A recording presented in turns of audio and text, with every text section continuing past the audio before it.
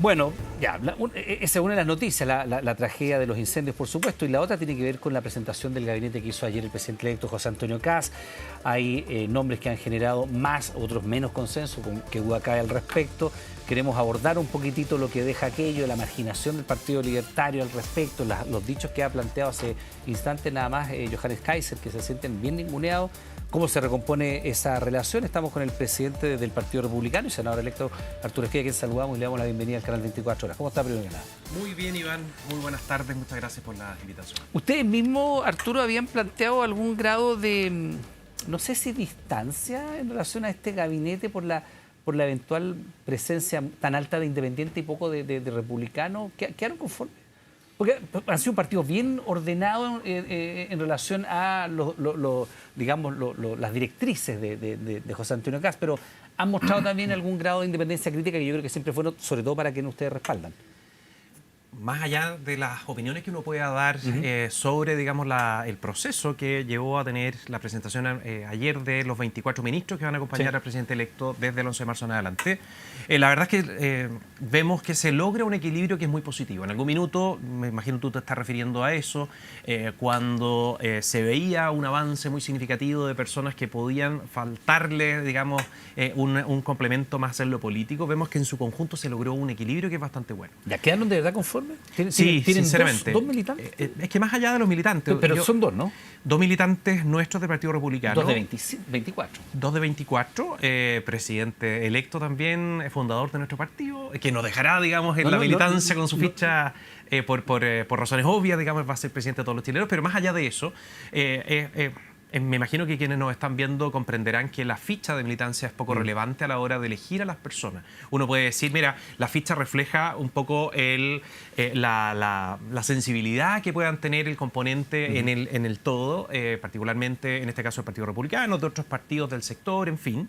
Pero sería difícil rebatir de que muchas de las personas que las clasificamos dentro del grupo de los independientes no cuentan con una trayectoria, un conocimiento político muy acabado, con redes en el mundo más allá incluso de nuestro sector, sino que también conociendo gente de la futura oposición, en fin. Se me viene a la cabeza inmediatamente la ex ministra Catalina Paró, que sí, es una de las ministras que uno considera o está dentro de los grupos de los independientes, pero por supuesto que no le falta ningún tipo de conocimiento o trayectoria en el plano político. Yo pienso más allá de la trayectoria, porque evidentemente si uno ve las trayectorias, no sé, María Trinidad Steiner, quien puede discutir que la ex fiscal tiene todas las competencias en materia de seguridad, le tocó llevar a juicio nada menos que a los gallegos del Tren de Aragua e investigar casos de corrupción muy relevantes dentro de la propia Fuerza Aérea, pero yo pienso en la representación de los partidos, porque usted me cita a Catalina Parot, por supuesto, pero ella tiene una sensibilidad muy distinta de lo que un republicano. Por eso le pregunto,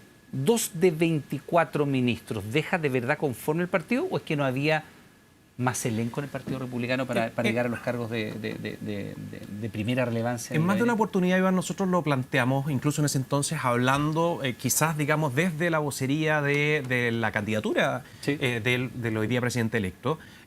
Acá se genera, digamos, un cambio con lo que estábamos acostumbrados. Antes estábamos en la lógica de que los partidos políticos mandaban una lista. Tradicionalmente el Ministerio de Cultura le correspondía a tal partido, después el de Deporte a tal otro, y ahí verán, ellos se resuelven, infórmenle al presidente quiénes son las personas. Eso venció, eso caducó. Algo que se veía muy difícil con la generosidad de todos quienes han participado en este proceso desde la segunda vuelta en adelante, y me refiero a las instituciones de los partidos políticos que están detrás, incluyéndonos a nosotros también. Hoy día somos un partido más, uno importante por supuesto por la magnitud de parlamentarios que tenemos en el Congreso, porque es el partido que le dio vida el mismo presidente de la República, en fin, pero uno tiene que entender en el fondo que la lógica más natural es elegir a las personas independiente de la ficha de militancia política. Tomo tu ejemplo, Trinidad Steiner.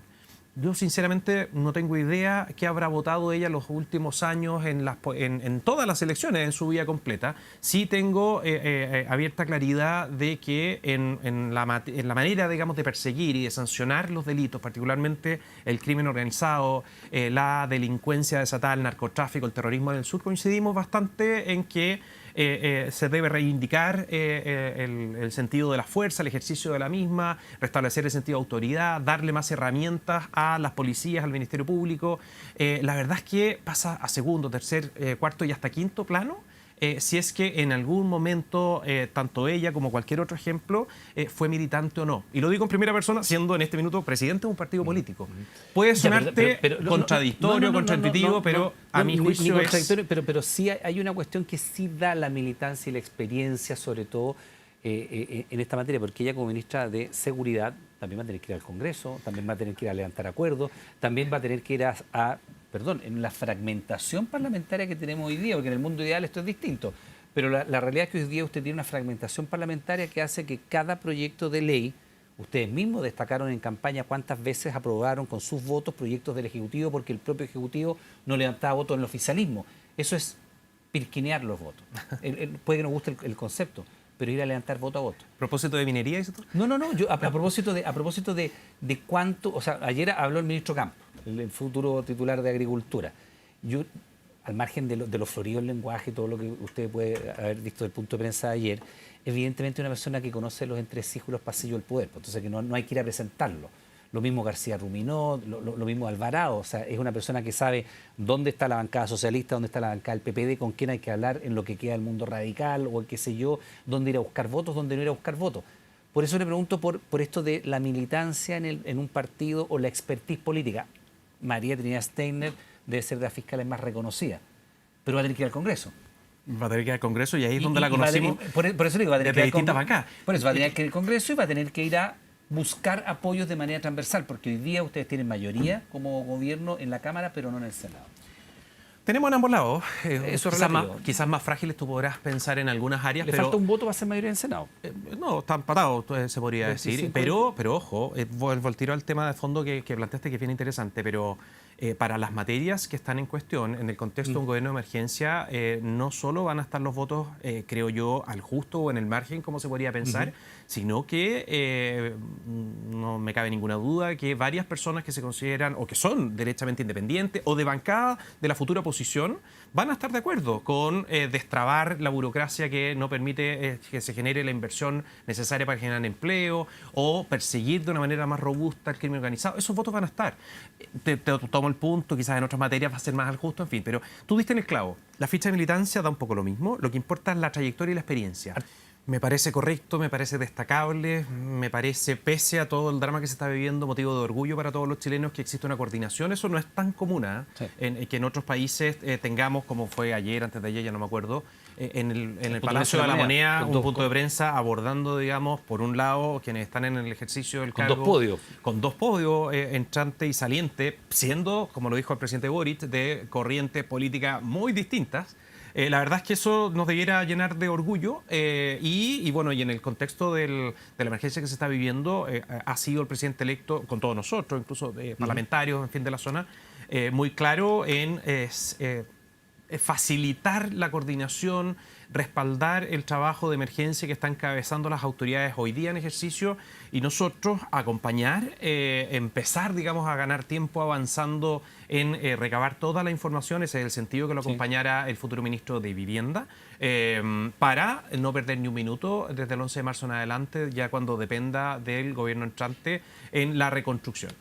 Eso de verdad, sinceramente, y cuesta después ponernos a hablar de nuevo de política cuando vemos el drama que se está viendo allá y todo lo que se está viviendo. Hay países donde ni siquiera el presidente en ejercicio va al cambio de mando. O sea, lo he visto. Eso se ha visto, y en países cuyas democracias tienen larguísima tradición. Pero me gustaría saber si coincido o no en que este va a ser una puesta a prueba, porque efectivamente es muy distinto criticar una mala gestión que demostrar una buena en condiciones que pueden ser similares. Poduje, ¿usted ha escuchado las intenciones de Iván Poduje en relación a la reconstrucción de Viña del Mar en su condición de arquitecto? Fue candidato, no resultó electo y él ha tenido una mirada muy crítica. Y la verdad es que los hechos en una buena medida le dan la razón. La reconstrucción de Viña del Mar es una reconstrucción que va lento y va fallida. Y a lo mejor quienes están hoy día todavía viviendo en terrenos que no se han levantado las casas dicen, pucha, está toda la atención puesta en Ñuble, en Biobío, en la Araucanía, legítimamente porque se están quemando hoy día y yo perdí mi casa hace 2 años y se van a olvidar de mí. Toda crisis, aparte de lo que implica la crisis, también es una oportunidad.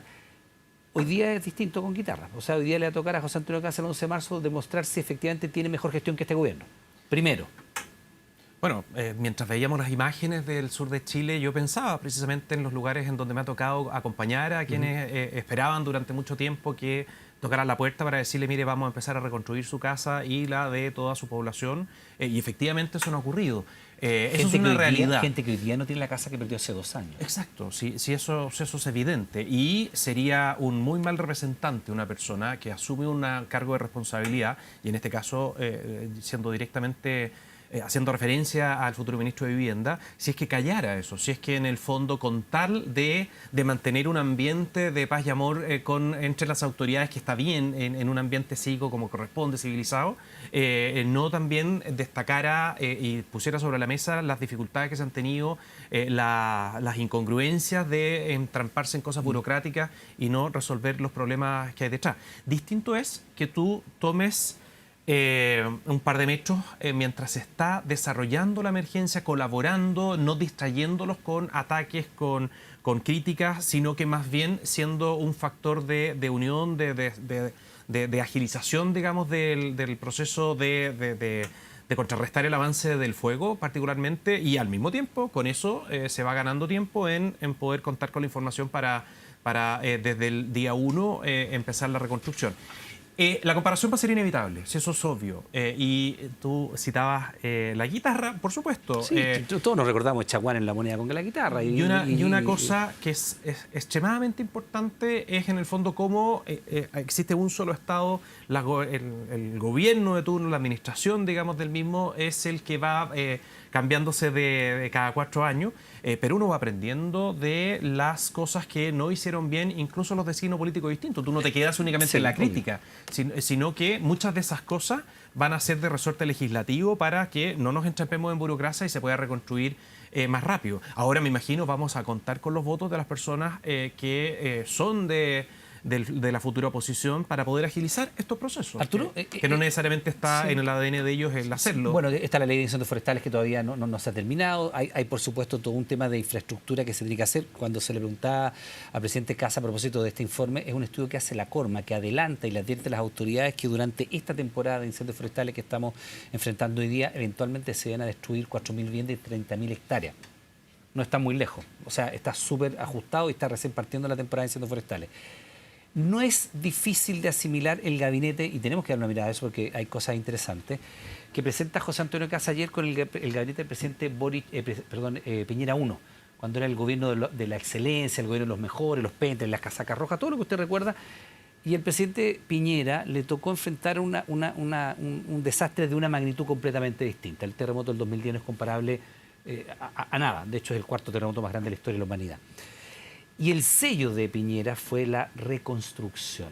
Y usted puede tener una evaluación buena, regular o mala del gobierno de Piñera, pero en materia de reconstrucción entregó, al cabo de 4 años, más del 85% de la reconstrucción adelante sobre un terremoto que, insisto, es el 4.º más grande de la historia de la humanidad, o 5.º, con los últimos que han ocurrido. Es imposible no comparar esto. Muchos de los ministros del futuro presidente Kast vienen de la empresa privada, vienen del mundo de la gestión empresarial, donde más allá de la habilidad política, la gestión es fundamental. Debiera haber allí, aunque son cosas completamente distintas, usted no puede comparar el terremoto del 2010 con los incendios 2026 por la afectación, por el daño del Producto Interno Bruto, por la afectación de las capacidades productivas del país y también por la cantidad de víctimas fatales, no son comparables, pero hay una prueba que suplir, hay una prueba que cumplir más bien. Proporcionalmente hay varias cosas que son bastante parecidas, digamos. O sea, a pocos días de asumir, digamos, claro, el cargo, 27 de febrero, se genera algo en el contexto, sí, está bien. Quedan 2 semanas menos. Se genera, digamos, una emergencia que le va a tocar asumir, digamos, al gobierno entrante, que cambia un poco la dinámica de lo que se tenía pensado. Muy probablemente el futuro ministro Iván Poduje tenía todo un plan, lo conozco, he tenido la oportunidad de conocerlo en detalle por parte de él, de cómo enfrentar la situación de la reconstrucción en Quilpué, en Viña del Mar y tantas otras cosas que también están en el camino. Y ahora se le suma adicionalmente esto. Obvio que te va moviendo un poco lo que tú tenías al esquema. Yo me acuerdo, yo fui candidato ese año, salí electo diputado el año 2010.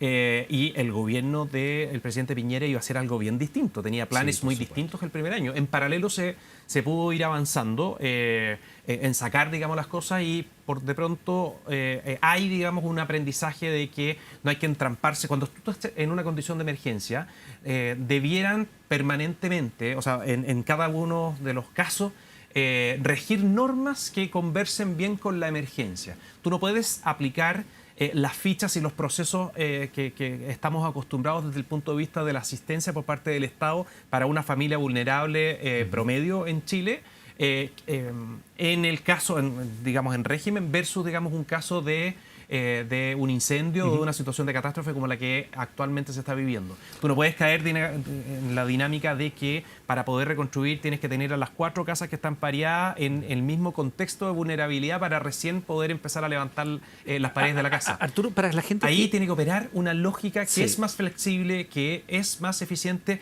y que, se quiera o no, viene un poco más en la lógica de quienes están acostumbrados a hacer las cosas en el fondo en un ritmo distinto. Arturo, hay un compromiso, algo de eso habla el presidente electo recién, de que las personas que ya están viviendo un retraso en la reconstrucción de tanto en la zona centro-sur como en Viña del Mar, en fin, de incendios anteriores, de que a lo mejor pueden mirar con un grado de preocupación, porque a veces la urgencia se va imponiendo y evidentemente esta tragedia, la de Ñuble, la de Biobío, parte de la Araucanía, uno ve Punta de Parra, Lirquén, pueblos que Lirquén desapareció, Punta de Parra, que un villorrio se quemó más del 90% de las casas y evidentemente va a haber una energía muy grande puesta en eso porque está muy fresco. ¿Qué pasa con los otros damnificados, los que vienen de rezago, los que vienen esperando meses y años que se les haga algo? Sí, yo haría un llamado a no caer en sacar esas conclusiones que aparentemente son o podrían presentarse a algunas personas como algo un poco obvio. Se suma algo adicional que está prestando o está llamando la atención de manera muy intensa. Y eso no significa que se va a atrasar el proceso que ya se tenía bastante avanzado en la evaluación, esperando, digamos, que llegue el 11 de marzo para poder implementar lo que tenemos que hacer en Quilpué, en Villa Alemana y en tantas otras como... O sea, esa reconstrucción no debería de retrasarse por esta. En paralelo, en ningún caso. Ya. Y eso es bueno que tú lo digas porque seguramente nos están viendo personas que todavía están de allegados, o sea, en alguna parte de la región de Valparaíso. La menor duda que están mirando con algún grado de angustia esto, pues también, por supuesto, se deben estar condoliendo como todos los chilenos con esta tragedia, pero también puede haber algún grado de inquietud de qué pasa con mi reconstrucción, qué pasa con mi ciudad, con mi pueblo, con mi calle, que... No, acá no existen en el fondo chilenos de distintas categorías. Estamos sumamente claros que la experiencia, además de haber perdido todo, incluido, digamos, integrantes de tu familia, sí, claro, en fin, se acrecenta exponencialmente el drama que están viviendo, llevando 2 años en un nivel de incertidumbre enorme. Entonces, si es que esto se tratara, digamos, de priorización, por supuesto que no nos vamos a retardar ni un día en poder implementar el plan de reconstrucción que se tiene diseñado para esa zona de la quinta región. Arturo, hablemos de política. Vamos a la política, pero se me olvidó la pregunta que me había hecho. No, pero le hago otra. Pregúntame de nuevo nomás. Le hago otra. ¿Qué pasó con Kaiser? Porque Kaiser ha tenido distintos discursos para distanciarse de José Antonio Kast. Y en campaña incluso uno podría sospechar de que había un libreto. Porque como Kaiser decía cosas tan fuera de tono, cualquier cosa que dijera Kast parecía centrado, parecía un socialdemócrata hablándole al país. Pero hoy día Kaiser muestra una distancia desafiante para el gobierno electo. No hay un solo libertario en el gabinete. Él mismo desechó porque dijo, no somos un partido de tercera categoría. Hoy día lo dijo en una entrevista acá en el canal 24 Horas con Valentina Reyes. No somos partido de tercera categoría, no nos ninguneen, no nos miren así. Le ofrecieron aparentemente carteras que no estaban a la altura de los intereses que ellos tenían. Dijo, yo no quiero calentar asientos de ministros, ¿sabe qué más? No me han llamado, lo dijo en Canal 13, una entrevista con Iván Valenzuela, dijo, ¿sabe qué? No me han llamado. Y si no me han llamado parece que ya no les intereso, mejor que no soy ministro. ¿Qué pasa con Kaiser? ¿Qué pasa con los libertarios? Inmediato voy al Partido Nacional Libertario, pero antes que eso quiero referirme a la generosidad que me ha tocado ver en los distintos partidos políticos. Todos entendieron muy bien de que la composición del actual gabinete... Yo le estoy pidiendo un centro, usted me tira la pelota al balcón. Le pregunto por Kaiser y me habla de la generosidad de los otros partidos. Voy a ir a cabecear el córner primero. La generosidad que yo he visto, que se traduce en no hacer una lista de peticiones de cargos para entrar o no entrar, es tal cual como lo estoy diciendo. O sea, no hay uno de los partidos que hoy día ya se entiende que van a estar en el oficialismo futuro que haya dicho, mire, yo no entro si es que no es con 2 o 3 ministros, en fin. Okay. Siempre van a querer tener una mayor participación, queremos tener una mayor participación, y me incluyo, pero confiamos profundamente en las decisiones que está tomando las personas, o sea, la persona que elegimos los chilenos para que nos gobierne. ¿El Partido Libertario? Vamos a Kaiser. El Partido Nacional Libertario cumple un rol que comparte en gran medida, cumple un rol, me refiero, digamos, en la política durante el último año, que es el año que lleva, digamos, funcionando como tal, que apunta precisamente y que empalma de muy buena manera con la agenda que nosotros hemos denominado de gobierno de emergencia. Independiente del lugar en donde se sitúen, oficialismo, mirar, digamos, de reojo al gobierno, incluso, digamos, eventualmente llevarle la contra en todo. Yo no tengo ninguna duda que cada uno de los parlamentarios y los dirigentes de ese partido político comparten la inmensa mayoría de las medidas que se tienen que implementar en materia de combatir el narcotráfico, el crimen organizado, reactivar la economía, en fin. Pero dicho, no están en el gobierno. Dicho eso, uno dice, bueno, entonces, ¿qué es lo que falta para que estén sentados ahí y todos los lunes nos está acompañando el presidente del partido para compartir su visión, sus sensibilidades en la toma de decisiones en el plano político? Bueno, falta, a mi juicio, el darse cuenta de que las cosas no son de la manera en que uno las veía comúnmente en la composición de los partidos. No es que exista una lista o no. ¿A ellos les falta esa comprensión? Exponencialmente, o sea, perdón, proporcionalmente, tú podrías decir, oye, el Partido Republicano, el partido más grande, el partido del presidente, tiene apenas 2 ministros. Un buen rato me estuviste preguntando eso. ¿Será razón esa para decir, mire, yo no voy a participar en esto? No, si lo que nos interesa acá es que se lleven a efecto las decisiones que le van a mejorar la vida a los chilenos. ¿Pero esa comprensión le falta al partido? ¿Los libertarios no han visto bien esto? Ellos lo que quieren es tener influencia con la manera en que ven se deben abordar los temas. Yo creo que eso sí va a estar. He tenido la oportunidad de conversar. Te pongo un ejemplo en concreto. Ellos, durante la campaña, de manera muy acertada, pusieron sobre la mesa la necesidad de tomar, en el contexto de la coyuntura que se está viendo en el Poder Judicial, para hacer un cambio muy sustantivo en la manera de nombrar a los ministros de los Tribunales Superiores de Justicia. Nosotros tomamos eso y decimos, mire que viene en el fondo lo que ha levantado el Partido Nacional Libertario. Muy probablemente cuando lleguemos a ese punto vamos a sentarnos a conversar con ellos precisamente para ver qué es lo que han trabajado, cuál es su mirada y vamos a sacar adelante. Eso es influencia. Eso pasa por tener a un representante más o menos. A mí lo que me gustaría es tener un fluido contacto con la información que ellos nos puedan entregar desde la perspectiva de cómo lo ven, cómo lo ve un partido nuevo, reciente, que tiene una posición importante en el Congreso Nacional, tienen 9 parlamentarios, pero más allá, digamos, de cargos más, cargos menos. Arturo, me quedan un par de preguntas, se nos va el tiempo, pero le pido que nos ayude a que lleguemos a la respuesta. ¿Es verdad que se le ofreció un ministerio que no le gustó? Él quería defensa. ¿Sí o no? O sea, es muy fácil. Sí, es súper fácil. Y ¿se le ofreció un ministerio y a él no le gustó lo que le estaban ofreciendo? Lo que ellos querían es poder tener... No, Kaiser. Sí, ellos. Kaiser es una persona y él hablaba por el partido completo. Quieren tener incidencia en los temas que más creen en el fondo se tienen que abordar, como es seguridad, como es defensa, como es justicia, son esos temas. Y no se le ofreció eso. Y efectivamente el presidente de la República tenía un plan, una estrategia para cada una de esas carteras que conversa con el diseño global.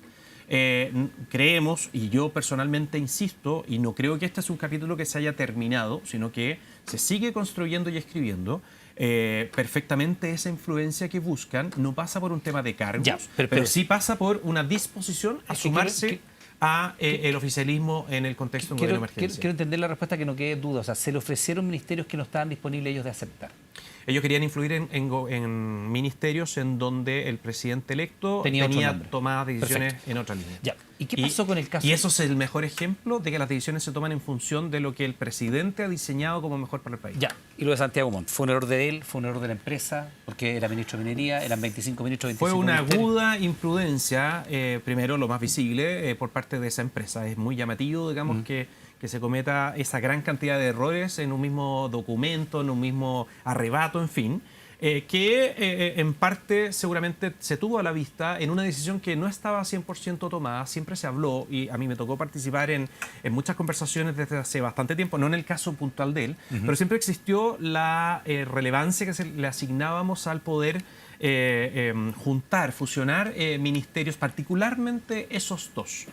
Cuando llega esta gota que rebalsa el vaso, el presidente ejerció lo que todos sabíamos iba a hacer. En el momento que dijo y convocó a la prensa para nominar a los ministros de Estado que van a asumir el 11 de marzo, dijo, estos van a ser, y le asigna la tarea a Daniel Mas de que asuma ambas carteras. La imprudencia es de la empresa y del propio ministro que iba a asumir el Él cargo. era la cabeza de la empresa en ese minuto saliendo, entonces, bueno, ahí tendrán que ver quién es el responsable. Pero afortunadamente hoy día ya contamos con un equipo de 24 colaboradores, la primera línea, digamos, de quienes van a estar a cargo de sacarnos de las crisis por las cuales estamos atravesando en el país. Arturo Ejea, presidente del Partido Republicano, senador electo, le quiero dar las gracias por haber estado junto a nosotros durante esta jornada acá en el Canal 24. Muchas gracias, Iván. Que esté muy bien.